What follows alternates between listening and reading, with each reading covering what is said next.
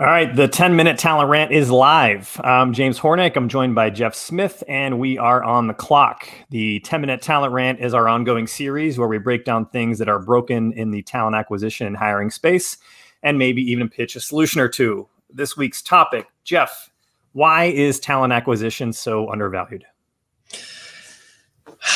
Boy, it comes down to a couple of things. I think that people who don't understand, or who have never experienced talent acquisition, have never recruited, have this intrinsic thought that it's just, plug and play. You can just kind of go and do it. The whole adage, hey, I need a software engineer. I'll go get somebody to go do that for me. And that magically perfect candidates are going to appear, and that process doesn't take time or effort or money.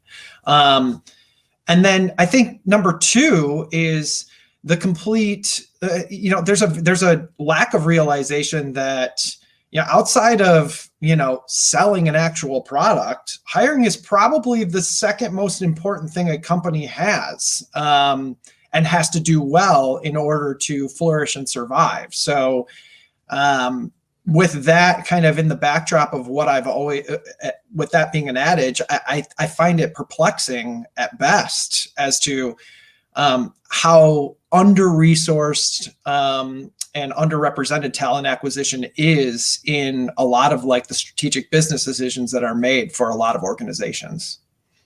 So putting us in a backdrop there's one other thing I want to add kind of as some background on this too, is that anytime, if you're a job seeker or candidate out there, anytime you're having the feedback is bad, you're not sure if these people are for real, you don't have a good experience in general, whatever, all those types of negative experiences, those are all process related. There's always this impression that things like that happen because the recruiters didn't care. But what's really happening behind the scenes is there's not enough resources. They have not enough recruiters working on stuff. They don't have enough process in order to handle all this stuff. They don't have enough technology. They didn't actually have a strategy behind it. And you've got people under-resourced chasing their tail trying to do this stuff, and things are always going to slip between the cracks. Now, I think that from flipping things over, the reason why those things happen, there's a total underestimation among a lot of business leaders, business owners, on how difficult this process is and how it's becoming more difficult. People who have never worked in talent acquisition have no concept for how the bacon is really made. There's a lot of strategy involved. There's a lot of kind of groundwork that needs to be done, but there is an impression it's just kind of tactical execution. You can't just use job boards, to post and pray. It's just not going to work in a long term, kind of plan you're making.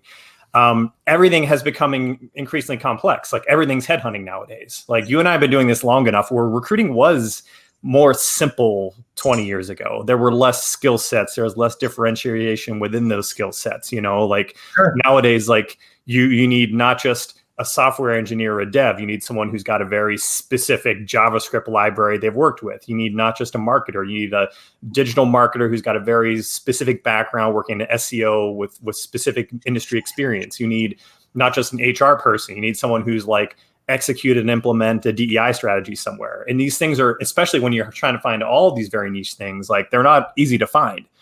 And so understanding that it's going to take a lot more to build that out, versus, and if it's your first time doing this at a company or your first time of building these things, it's really easy to miss a lot of that and, kind of not structure things the way you need to be successful and find the people you need. Yeah, the other thing I think that corresponds with this is you get folks early. When I first started to do this, I didn't know what I was doing in recruiting, but it takes a specific type of person to get good at recruiting. You have to want to ask the questions. But early in your career, you just simply haven't seen or experienced business situations or business conversations at a strategic enough level to even be able to go and to use that, like you said, to go and find that very niche skill set, because we didn't, or I didn't, or recruiters don't understand it. And to your point, I think we're talking about resourcing, but it's also the time invested from the business in helping recruiters understand what they're selling. So not only are like budgets like thin in recruiting and, trying to do more with less, but I think just the exposure that recruiters get to, and we talked about it, we've talked about an earlier rant, why is TA and housed in HR, both physically and silo, like they just don't get the exposure. And sometimes that is directly related to the business just not having the time or not understanding how much that or how important that is. Yeah, and I want to circle back to something you said earlier. You mentioned like hiring being the number 2 most important thing, a company would do behind, having a product and making money off it. It's never the number 2 most important thing a business owner or business leader thinks of, though. You know what I mean? It's they always think this is something I can easily outsource. But you and I have seen a million times where, like, a lot of times when someone wants to go to a company, it's usually talking to that leader or that person that gets them over the hump, that makes them excited to join. And there's so much value in them kind of being involved and understanding that.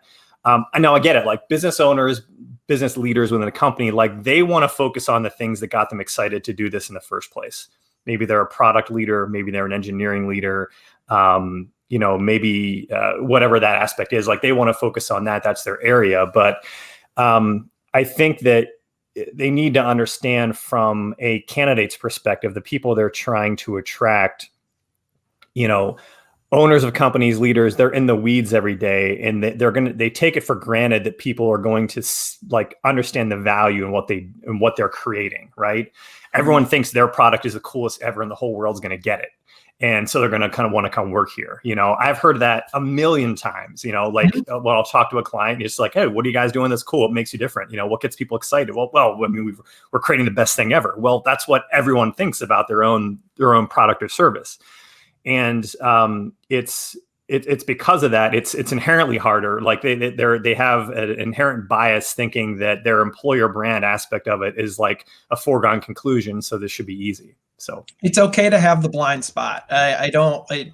We don't want this to become two recruiters just bitching about, our clients not listening to us. But in seriousness, what you said makes sense. And I think one of the big yellow flags that I see when we're qualifying, a prospective role is like when a client says something like, somebody will bend over backwards to want to work here. And it's like, okay, like, that, but conversely, every other individual or every other company that's courting that candidate is saying the exact same thing. And it all comes down to execution at that point, because if you can walk the walk, then you've displayed that you are not a chaotic environment.